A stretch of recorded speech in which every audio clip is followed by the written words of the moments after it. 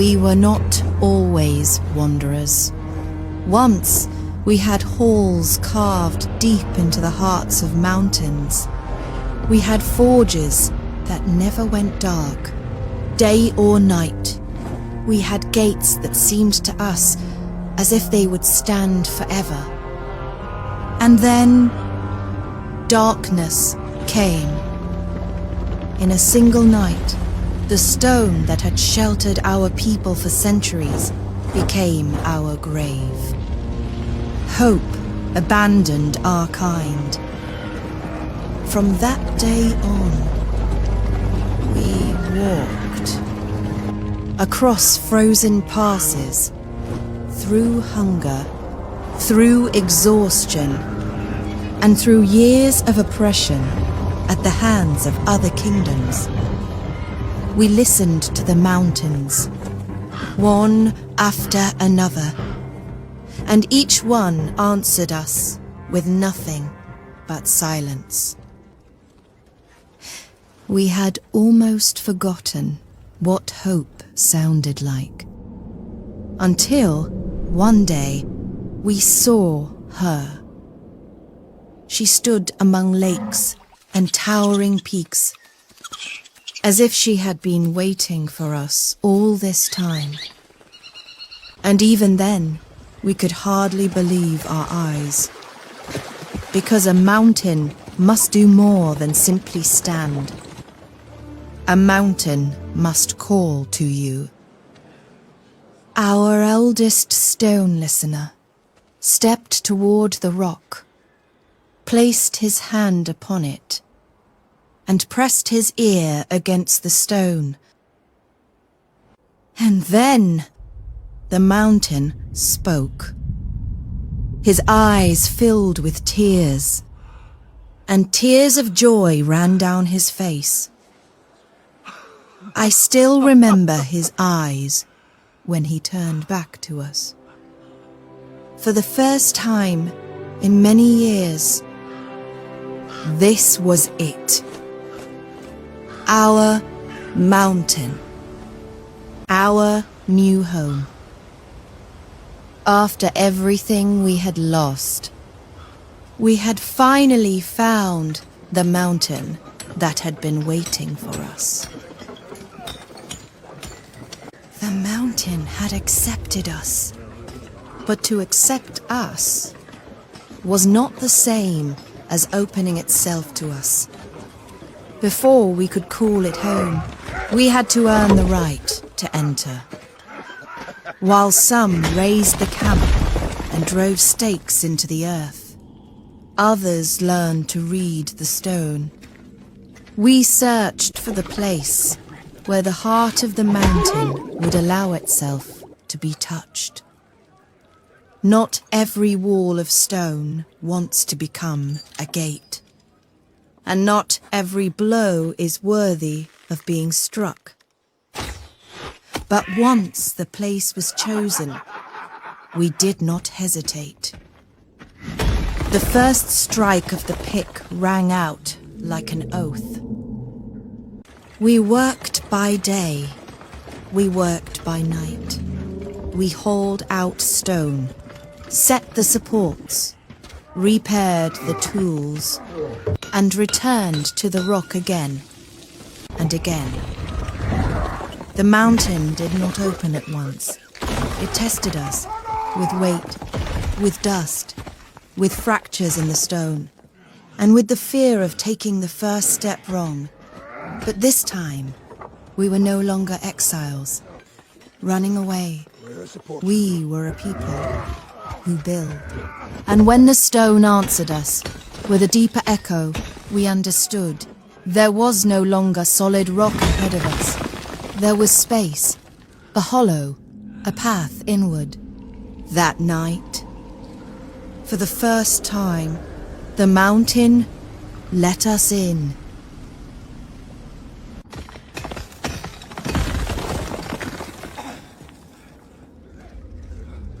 After opening a path into the heart of the mountain, we understood at once there was still a great deal of work ahead. The mountain had let us in, but it had not given itself to us freely. Its depths still had to be explored, reinforced, and slowly transformed into our new home. Soon, we saw a ledge, a stone cliff hanging in the dark, wide enough to hold our people, dangerous enough to kill the careless. That was where we chose to build our first camp inside the mountain. We hauled down beams, ropes, food, and tools. We raised barriers above the drop. We laid the first bridges. We learned to live above the abyss, as if it were ordinary ground. But even there, the mountain reminded us that we were not the first to dwell in its darkness. Wings beat somewhere overhead. Something moved inside the cracks. Even the silence there felt alive. But by then, we already knew. Every new fear could be overcome through labor, where at first there had been only bare stone.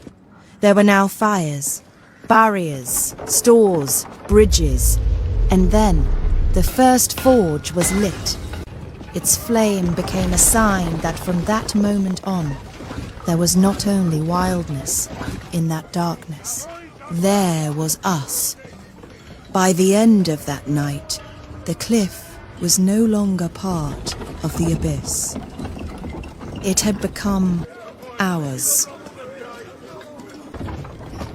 This little stronghold was only the beginning. The mountain was far too vast to call it ours, without knowing what still lay hidden in its depths. So we pressed on. The scouts went first, those who would meet the dark before the rest of us. They tested the passages, listened to the echoes, studied every ledge and every crack in the stone. Behind them came those who knew how to read the mountain. Geologists, cartographers, stone listeners.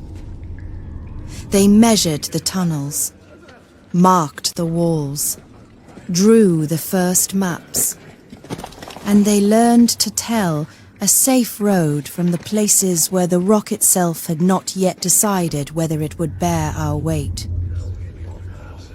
Only then did the miners go in. They raised mining posts. They cut out ore, crystals, and stone. They left stores behind and drove the road deeper and deeper into the mountain. Step by step, the mountain ceased to be mere darkness. It became a web of paths, of marks, of stations, and of new hope. But the farther we went, the more we began to feel that in certain places, the darkness was looking back at us. Ha! At the end of one military expedition, we found traces that should not have been there. And for the first time, we understood that in the deepest reaches of this mountain, we might not be alone.